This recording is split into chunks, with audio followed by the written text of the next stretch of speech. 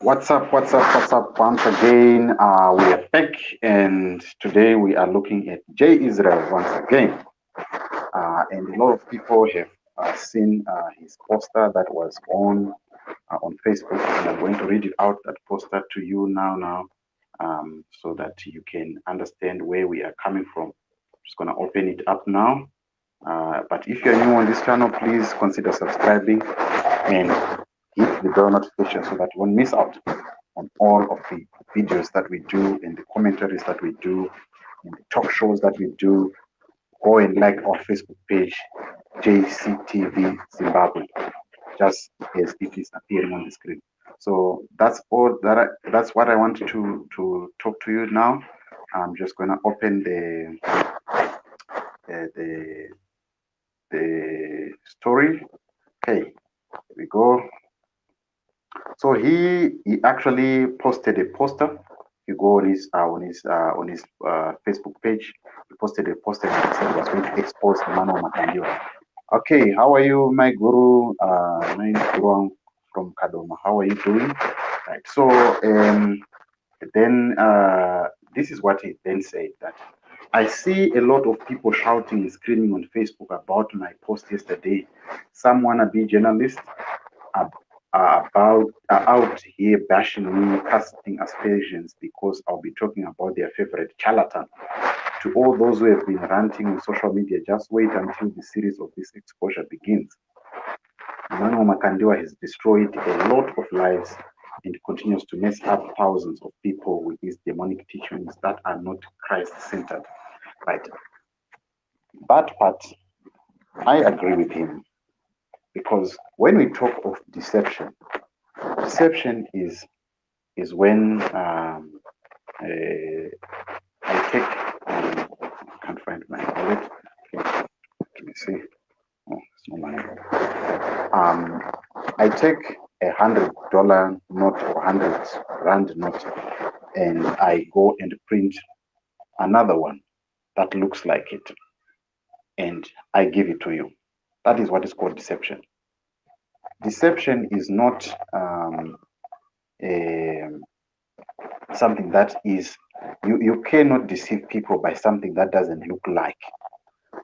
If you go out there, you want to buy probably a Samsung, you find there is a fake Samsung out there. If you want to buy a Nokia or even an iPhone, there is a fake iPhone there. But if you can see a phone that is written chance, that is out there that looks like another phone, you know, definitely know that this is not the phone. So deception in this way is that when someone is pretending as though they are followers of Christ or they are preaching the gospel of Christ, that is deception. And J Israel is not excluded in that. And I'll explain to you why. Um, the reason why J Israel is doing this, number one, right now he has caught the attention of many. He has caught the attention of a lot of people. And right now, you know that Bushiri is out of South Africa, and I heard that Alf Lukau also left. These are the people that were much at the center of the attention of J. Israel in his expose that he did during the lockdown. These are the people that we talked about because he exposed the issue of the fake miracle of Lazarus, the fake miracle of Pamela Y. And yes, these things are good to let people know or to conscientize people about fake pastors or people that are preaching falsehoods. But the challenge that you then find is that he is leaving people as orphans. He's leaving people as orphans in the sense that if you tell someone that the school that you are going, they are not teaching, and if the Department of Education goes to a school and they find that the school is not registered, or someone comes who is not from the Department of Education and says your school is not registered, you should close it because it's not teaching the curriculum that matric lens are going to use in their matric. And you just tell them that, and you just say leave the school, and you don't show them which school they are supposed to go to. You have just left those people as orphans, and then telling people those kids to drop school and not showing them the right school. You have actually left them. It's pointless for you to tell them that. Leave them there. If you don't have the right school that you can take them. That's the scenario that we're finding with J. Israel.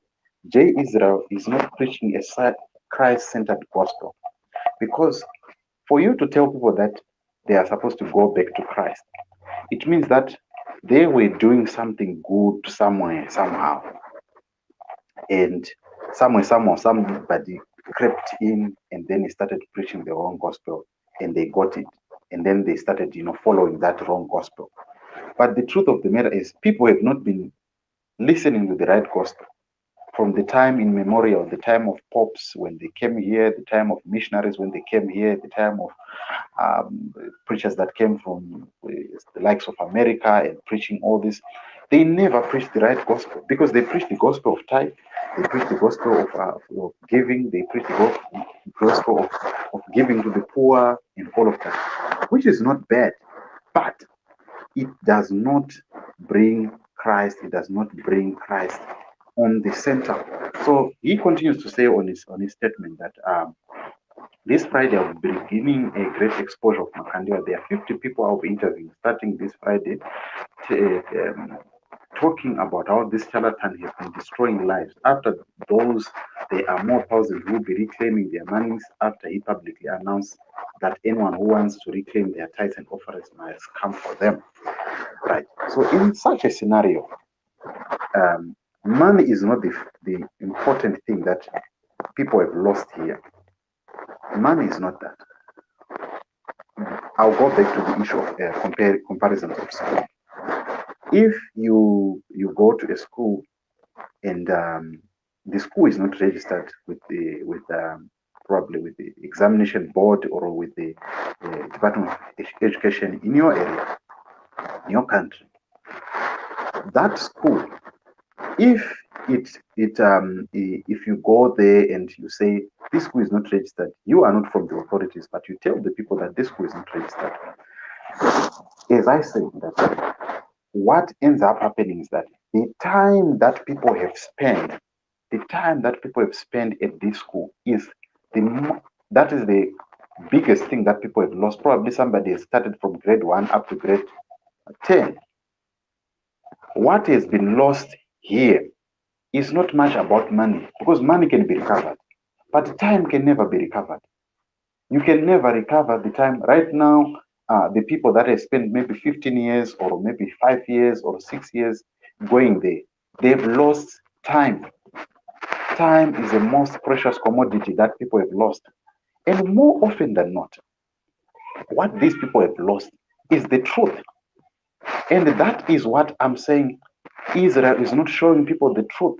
If J. Israel is showing people the truth, that is, I would applaud him, that, because you rather tell people that don't go to this church because they're asking you to do this and do that, but then show them the truth, because it's pointless. You saw even Jesus when he came on earth, he was showing people that woe unto you Pharisees. He was preaching in their churches, right?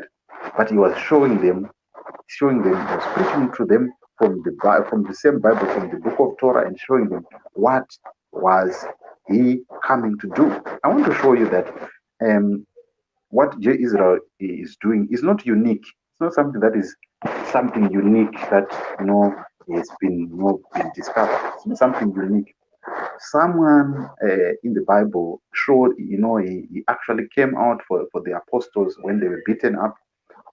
And even though Gamaliel, that one that in Acts chapter 5, I want to show you the scripture. Gamaliel was the teacher of the law. He taught the law, but still he understood that there were some people who were preaching something that was false, and they were deposed. So the same thing that Israel is doing is just coming out and seeking attention, because right now South Africa is warming up to him because of what he's done, and now that Bushiri is gone, now that Lukau is gone, they are warming up to him. That's the attention that he's seeking, but he's not showing the people the truth. Because if you are not preaching the testimony of Jesus, then you better shut up. Right. I want you to get me right. I'm not saying Makandiwa, Bushiri, or whoever.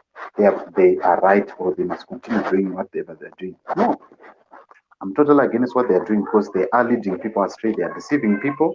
They are claiming to be Christ in their actions, because when somebody calls himself a spiritual father, he's claiming to be Christ. And this must stop. But you cannot teach people to say this is wrong without showing them the right path, because that is the end goal. If somebody has been taking a lie as I always want to give this example. If you've been driving um, uh, with a fake license, right, and you are caught by the traffic department, right, what happens is that your license becomes null and void. You have to start afresh and go and get a new license, or maybe you have to pay a fine for them to allow you to get a new license. If you have been operating using a fake license, so that's what happened. What is happening with J Israel? He has been operating using a fake license, and now that he now wants to say, now I'm teaching people. Yes, it's good for him to expose people. It's going to help a few individuals, but he's not showing them the way. He's not preaching to them. He's sporadic. He's here today. He's there tomorrow. Please, Mr. J Israel, watching this, sit down and study the testimony of Jesus and preach the proper gospel. Preach the gospel that shows people that that is from Luke chapter 24, verse 24, that every scripture that is in the Bible, it talks about Christ. Show them that. Preach, Mr. J. Israel, that everything that is in the Bible, it preaches about Christ. And when we see the Bible, we are not seeing an inspirational book. We're not seeing a book that is going to make us make money. We're not seeing a book that is going to enrich us. We are seeing a book that was written precisely for the Son of God and how he's going to save his church. That's what I'm asking, and that's what I believe J. Israel should be doing.